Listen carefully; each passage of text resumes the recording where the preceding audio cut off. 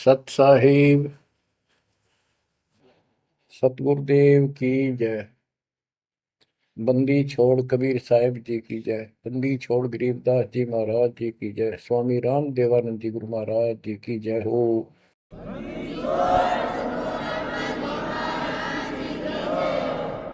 सर्व संतों की जय, सर्व भक्तों की जय, धर्मी पुरुषों की जय।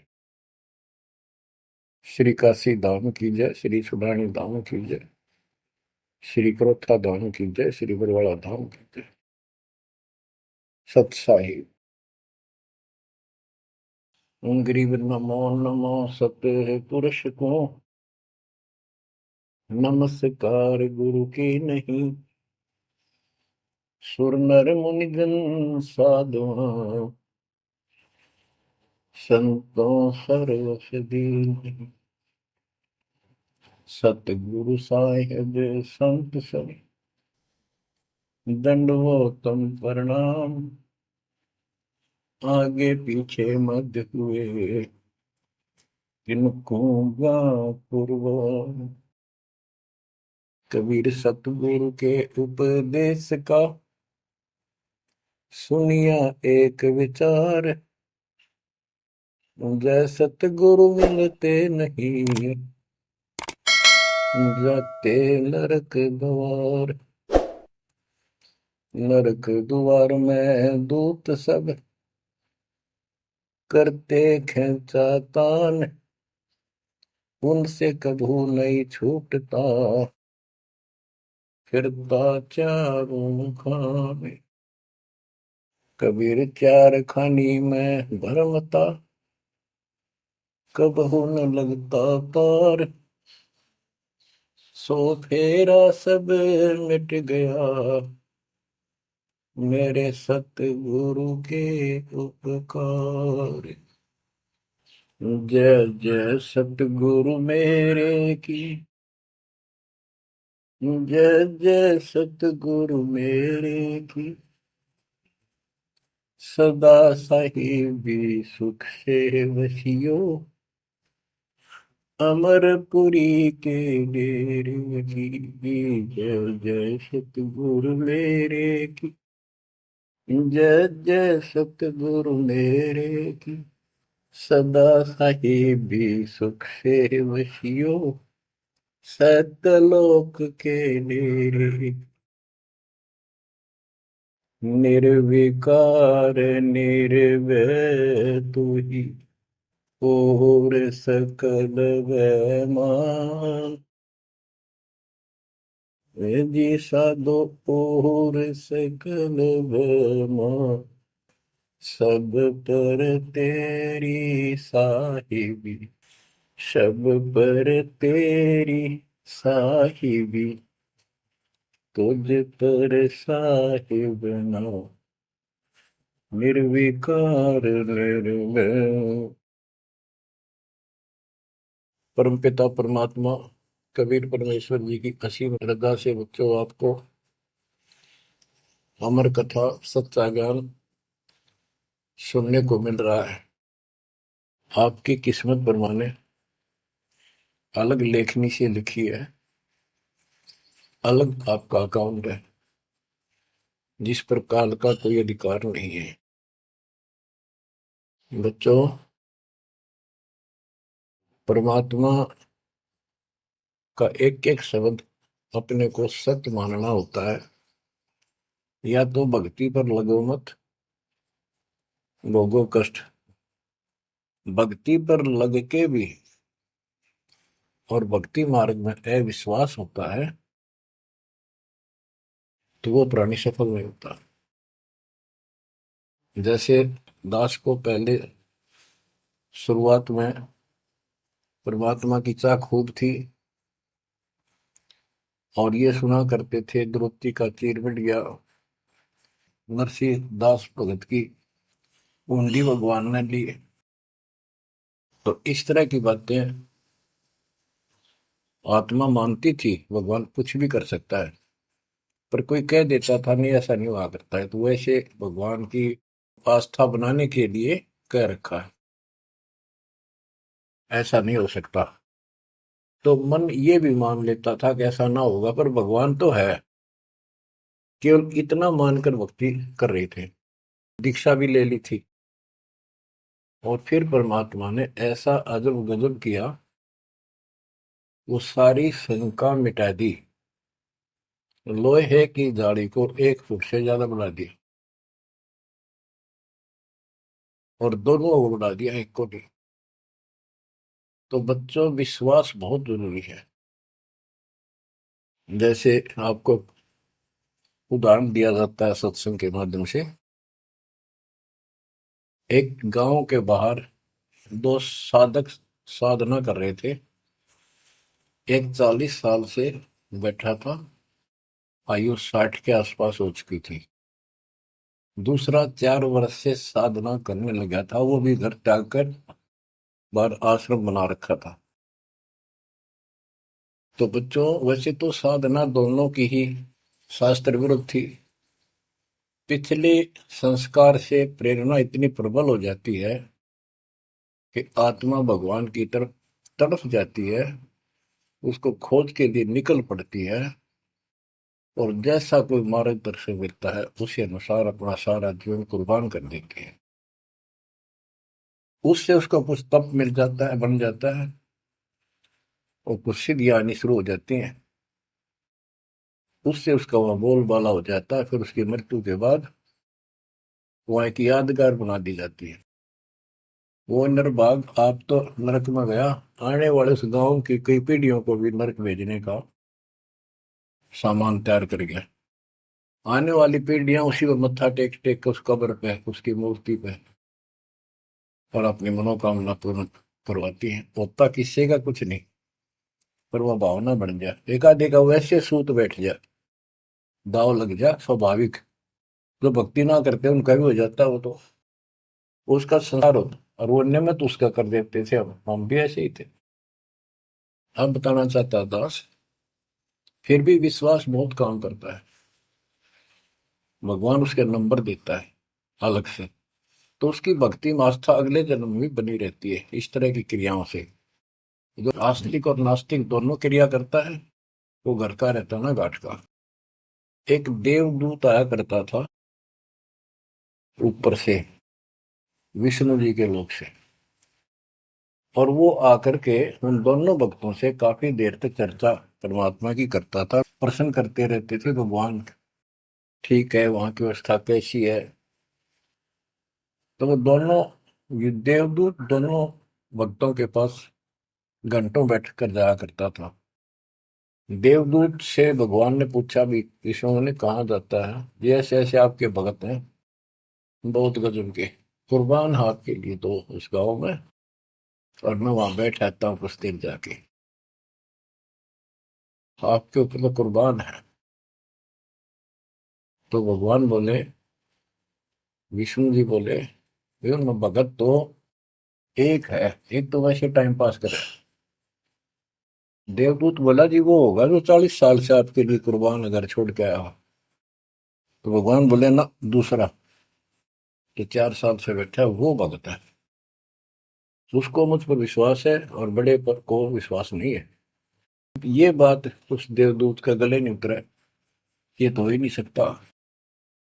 तो भगवान ने समझ लिया कि देवदूत ये विश्वास नहीं मेरी बात पे। तो विष्णु जी बोले, भाई एक काम करना देवदूत, आज तू लेट जाना समय से, बस जिस समय जाता है, और फिर वो पूछेंगे कारण लेट होने का, उनको फिर ऐसे बताना कि आज भगवान ने समय दे रखा था कि दोपहर को सुई की नोक में से, जिसमें धागा डर, सुई के नक्के में के सुराख में हाथी निकाल लेगा भगवान, और कहना कि मैं उसको देखने के लिए रुक गया।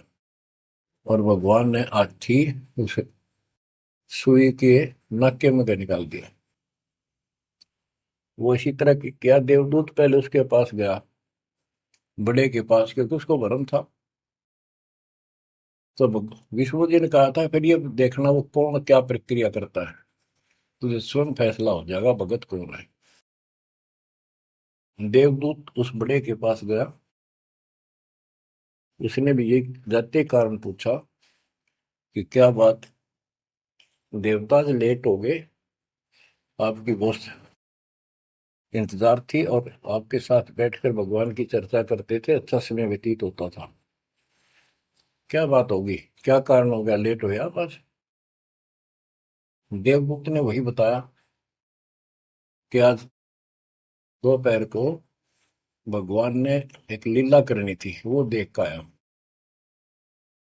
तो भगत बोला, क्या लीला की? कि कमाल कर दिया भाई, हद कर दी। भगवान ने एक हाथी को सुई के नक्के में निकाल दिया।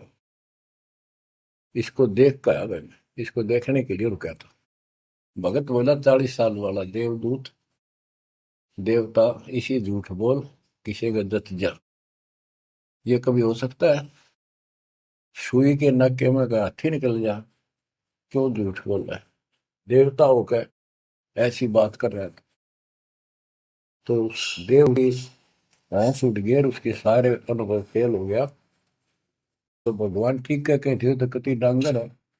जब इसको इतना विश्वास नहीं, भगवान कुछ नहीं कर सकता, तेरे जैसा घसियारा है, फिर भक्ति क्यों कर रहा है? देवदूत उठकर चल पड़ा। फिर वो 4 साल वाले के पास गया। उसने सोचा, यूं तो माने धमका दे मेरे को, गुस्से होएगा, इसको तो ज्ञान ही कुछ नहीं होगा अभी तक। उस 4 साल वाले ने भी, भगत ने पूछा, देवदूत कभी लेट हो गए, आपके आने की बड़ी इंतजार रहती थी, आज तो सोच लिया था शायद नहीं आएंगे, क्या काम हो गया ऐसा कोई, हमें भी बताओ। देवदूत बोला, भाई क्या बताऊं, झूठ मैं कह नहीं सकता और सच्ची की शेखर गला उतरती नहीं। भगत बोला, बताओ तो सही क्या बात है। क्या दोपहर को भगवान ने एक लीला करनी थी, मैं उसको देखने के लिए रुक गया। क्या लीला थी? देवदूत बोला, सुई के नक्के में क्या भगवान ने हाथी निकालना था। भगत बोला, फिर क्या हो गया? कि वो निकाल दिया, कमाल कर दिया। बोला, बस भगवान ने निकाल दे, सारी पृथ्वी ने, धरती ने सुई के नक्के में गया, आप हाथी में आश्चर्य कर रहे हो? तो देवदूत ने सीने से लगा लिया उस बालक को। मैं बोला, धन्य तेरे माता पिता जिससे जन्म हुआ। भक्ति कर विश्वास नहीं तो खाक भक्ति है वो। कह कबीर सुनो भी साधो, मैं तो हूं विश्वास में। तो अपने परमात्मा की विज्ञा पे अविश्वास नहीं होना चाहिए। और ये धीरे धीरे आपके साथ भी परमात्मा ऐसी लीला करते रहेंगे और कर भी दी होगी। और ना भी हो तो इतने सारे प्रमाण दिए जाते हैं, विश्वास कर लेना, परमात्मा की भक्ति से दूर ना होना। बच्चों, आपको अजब गजब का ज्ञान दास बता रहा है, जो संत गरीबदास जी ने परमात्मा से प्राप्त हुआ। और ऐसा निर्णायक ज्ञान है, इसका रिजल्ट इस पूरी कथा का फिर बाद में आपको बहुत अच्छा निष्कर्ष मिलेगा। पार्वती जी शिव की पत्नी और 108 बार मर चुकी थी। 109वें जन्म में भी उसने शिव जी को ही पति बनाया। ये संस्कार था उनका। नारद मुनि ने एक दिन आके पार्वती जी को समझाया कि हे माता, भगवान शंकर जी के पास एक ऐसा मंत्र है जो आपको बता देना, उस नाम के जाप से आप अमर हो जाओगे। अन्यथा आप 108 बार मर चुके हो, और वो भगवान उसकी प्रमाण के लिए आपके शरों की खोपड़ी की माला बना रखी है। 108 है गिन दिए। पार्वती जी बोली, भाई नारद बिल्कुल सही है, 108 है। मैं पूछती हूँ ये किसके के यू क्या है, तो वो टाल मटोल कर जाते हैं। तो हे माता, आपका जन्म मरण मिट जाएगा। तो वो बोली, भाई ये मेरे बात समझ में नहीं आती कि शिव महाराज जी मेरे से कुछ नहीं छुपाते, और इसने ये कैसे छुपा रखा मंत्र मेरे से बहुत प्यार करते हैं। और बताते हैं तेरी मृत्यु के बाद मैं बहुत रोता था। तो नारद जी ने कहा, माता अभी तक आप उनको पति मानती हो, जिस दिन परमात्मा रूप देखोगी और उनको एक गुरु रूप में नम्र भाव से प्रश्न करोगी, कति अति नम्र होकर, तब ये गुप्त मंत्र आपको बताएगा। ये मंत्र शिव जी ने किसी को नहीं दिया आज तक, क्योंकि ऐसा किसी का लक है नहीं, ऐसा भाव किसी का है नहीं। तो आपको वो भाव बनाना पड़ेगा जिससे वो आपको अमर मंत्र दे दे। नारद कह के चला गया। पार्वती को बेचैनी होगी, माता जी को। शिव जी जब घर आए और दिनों तो वो दूसरे ढंग से बात करा करती, क्योंकि पत्नी बराबर का हकदार होती है, हिस्सेदार होती है। उस दिन चरणों में लेट गई, दंडोत प्रणाम किया और चरण पकड़ के रोने लगी और कहने लगी, हे भगवान, मुझसे ऐसी कौन सी गलती बन गई कि आपने मेरे से वो अनमोल मंत्र छुपा रखा है। हे भगवान, मैं 108 बार मरी, क्या आप दुखी नहीं हुए होगे? मुझे वो नाम बता दे जिससे मेरा जन्म मरण मिट जाए। अब शिव जी उसके मुंह की तरफ देख रहा है, पार्वती की सारी आओ भाव को समझ रहा है। कहने लगा, पार्वती आज तेरे को कौन सा भगवान आत्मा मिल गया जिसने तेरी बुद्धि बदल दी? ये तेरी बुद्धि का ज्ञान नहीं है, तेरे को तो मैं जानता हूं। ये बात तेरे मन में भी नहीं आती थी। मैंने कोशिश भी की, भक्ति किया करो। आप कह देती थी, आप भगवान हो, मुझे क्या जरूरत है, मैं भगवान के साथ हूं, मैं उनकी अर्धांगिनी हूं। तब पार्वती जी ने बताया कि नारद जी आए थे, उन्होंने मुझे ये सब बताया। तो भगवान शंकर बोले, पार्वती सुन ले, जितनी बार तू मेरी, मेरा पागल जैसा हाल हो जाया करता था। एक बार तो राजा दक्ष के यज्ञ में जलकर मरी, तेरे अस्थि पिंजर को उठाए मैं 10,000 वर्ष तक घूमता रहा था, तो आप कंधे पर रख के और पार्वती पार्वती करता हूँ। तो एक सुदर्शन चक्कर आया, उसने काट के तेरे टुकड़े कर दिए शरीर के। जब मैं ठगा सा रह गया, मेरे हाथ कुछ नहीं बचा, फिर तेरा जन्म हो गया, शादी फिर होगी, वह भूल पड़ी। ये मंत्र ऐसा अजब गजब है, ये आम व्यक्ति को नहीं बता जा सकता। भगवान शंकर जी ने कहा कि अब तेरी आत्मा सच्चे दिल से डिमांड कर रही है, अब मैं तुझे यू नाम दूंगा। गरीबदास जी बताते हैं कि जैसे सीप एक जानवर होता है, शंखला सा जैसे एक शंख होते हैं, इस टाइप के मजबूत शरीर का, और उसको सीप बोलते, सीप। वह सीप जो है, गर्मी हो जाती है जब उसको अंदर पानी की डिमांड होती है, मोती बनाने के लिए उसमें प्रेरणा होती है, जैसे पशु में गर्भ धारने की होती है। उस समय सीप समुद्र के ऊपर आ जाती है, ऊपर बादल गरज रहे होते हैं, यदि उसका मुख खुला हो और बारिश की एक बूंद भी उसके मुख में चली जा, तो उससे मोती बनना शुरू हो जाता है। उस बूंद को लेकर शिप वापस समुद्र में गोता लगा जाती है, उसमें मोती बन जाता है। और यदि सीप का वो मुंह बंद हो तो सारा सामान बरस जाए उसके ऊपर, मोती नहीं बने। तो पार्वती को समझाया कि अब तेरी सीप का आत्मा का मुंह खुल चुका है, अब मैं यू नाम दूंगा, असर करेगा। और पहले तेरी सीप आत्मा का मुंह बंद था, इसलिए ये उन्मोद मंत्र ऐसे व्यर्थ नहीं कर सकता था। फिर कहा कि चलो, सुबह सुबह एकांत स्थान पर पहुंच गए। वहां एक सूखा वृक्ष था, पत्ते भी नहीं थे, उसके नीचे बैठ गए। और बच्चों वहां फिर दोनों हाथों की ताली बजाई, तो आसपास के पक्षी उड़कर भाज गए, इतना शोर हुआ।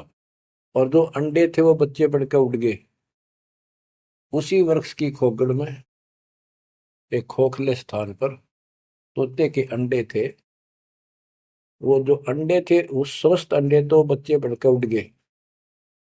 अस्वस्थ था एक अंडा, कति खराब हो गया था, गंदा हो गया था, वो वहीं रह गया। भगवान शंकर को पता नहीं था कि इसमें कोई तोते के बच्चे भी हैं, अंडे भी हैं। उनको मालूम था कि अंडे भी होंगे तो बच्चे बनकर जा चुके होंगे। अब बच्चों, बहुत सी कहानी इस एक ही कथा से आपको समझ में आएगी।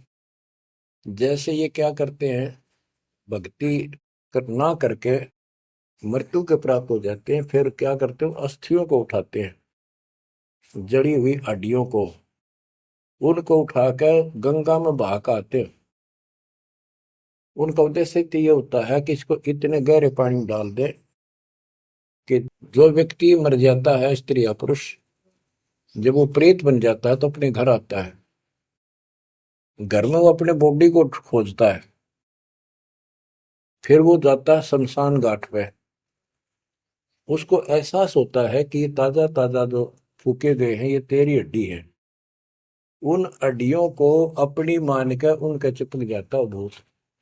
और फिर कभी घर और कभी उन हड्डियों के पास वहां चक्कर काटता रहता है और परिवार वालों को तंग करता है।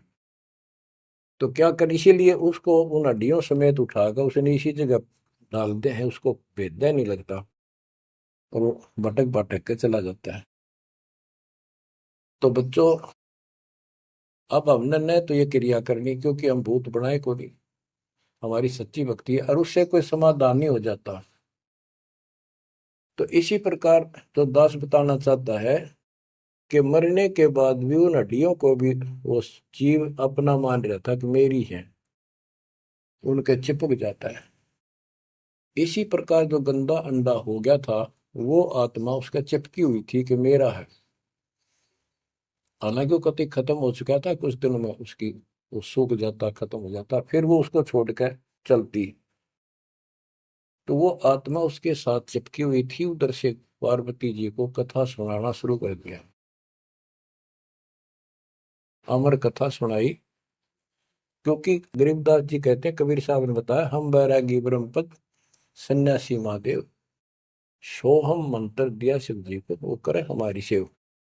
तो कबीर साहब ने इन सब को यो अमर ज्ञान सुनाया था, सतलोक वाला, सृष्टि रचना सब सुनाई। भगवान ऐसा है, भगवान ऊपर है, भगवान ऐसा है, वो सबका मालिक है।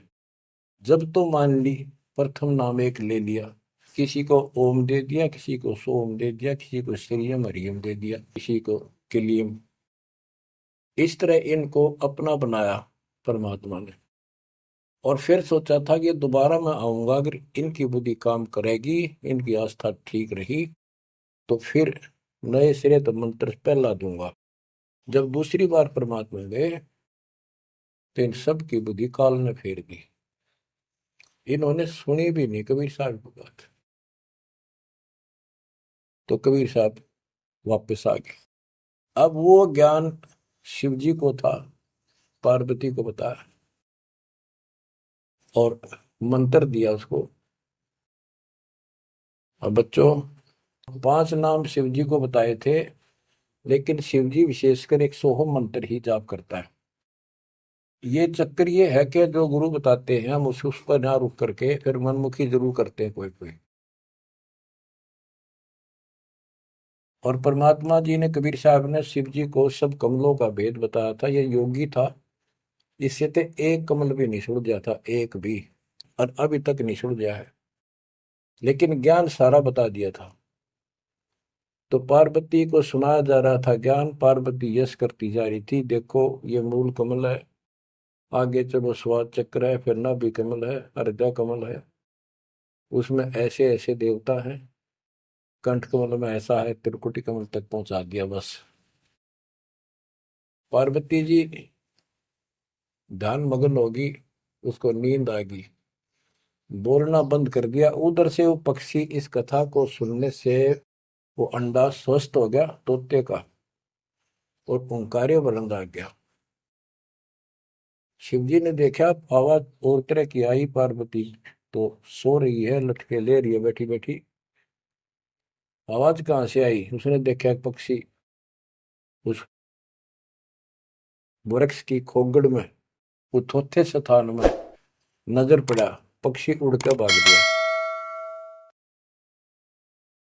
शिवजी उसके पीछे चल पड़े कि इसने मेरा ज्ञान चुरा लिया। आकाश में उड़ गया, उड़ के पीछे हो लिया।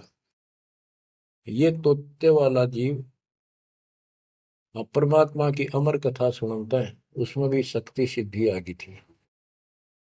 और ये ज्ञान जो है पूरे पहुंचे हुए संत से सिद्धि युक्त और अधिकारी से सुनने से ज्यादा असर करता है। भगवान शिव तीन लोक के प्रधान है, इनमें आध्यात्मिक शक्ति है। वो साथ मिलकर उसकी आध्यात्मिक शक्ति के साथ वो वाणी परमात्मा अमर कथा उसके भी बॉडी में गई, उसमें सिद्धि आ गई। मोक्ष तो बहुत दूर की बातें हैं, ये तो लंबा चैप्टर है, लंबी कहानी है। लेकिन सब थोड़ा थोड़ा हिंट आपको देना पड़ता है, कहीं कभी कोई मिसगाइड ना कर दे। सिद्धियों कहते ये अष्ट सिद्धि नौ निधि के भरे पड़े हैं शिव जी, और इनके वचन से भी सिद्धि आ जाती है, किसी को ये कह दे तो। लेकिन इन सिद्धियां ने के चाटा ये मोक्ष तो ना हुआ है। भाव कहने का ये है कि वो तोते वाला प्राणी वेद व्यास के आश्रम में पहुंच गया, उड़ता उड़ता पीछे पीछे शिव जी। वहां शरीर छोड़ गए, और व्यास की पत्नी ने जमाई ली थी, उसके द्वारा सांस के द्वारा वो सूक्ष्म जीव अंदर चला गया। और जब गर्भधारण का समय आया तो उनके गर्भ में स्थान लिया, उस बच्चे के शरीर में प्रवेश हो गया, 12 वर्ष तक वहीं रहा। आगे कथा इसमें आगे आएगी, वो बताऊंगा।